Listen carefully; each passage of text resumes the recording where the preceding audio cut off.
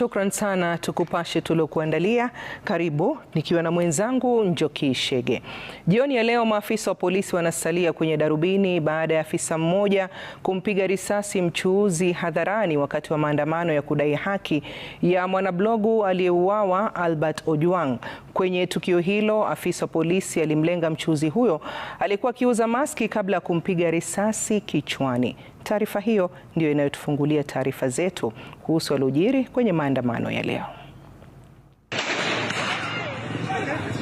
Kwa kile kilichoonekana kuwa ukatili wa wazi, mchuuzi ambaye hakuwa amebeba silaha yeyote alijipata kwenye takwimu za Wakenya waliopigwa risasi kiholela na maafisa wa polisi.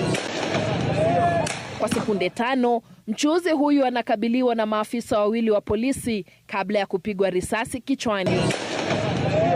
Kabla ya risasi hii iliyomlenga kichwani na kumwacha kwa hali mahututi, kulikuwa na jaribio jingine la kujaribu kumlenga kwa mtutu wa bunduki kama ilivyonakiliwa kwenye video hii ya mwanagenzi.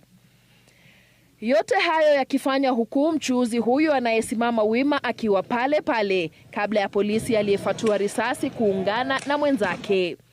Hebu tuangalie haya: nguo aliyovaa, jaketi ya rangi ya samawati, suruali ya jeans nyeusi, mfuko wa maski na kofia ya rangi ya jivu. Sehemu anayosimama mwathiriwa kabla ya kuangushwa na mtutu wa bunduki kutoka kwa afisa anayestahili kulinda maisha yake.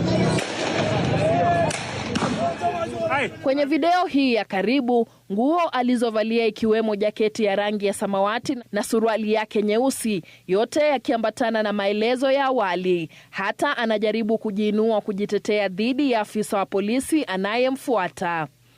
Kwenye picha hii unaona mkono wake wa kushoto, mkono ambao kamwe hauna silaha wala kitu chochote.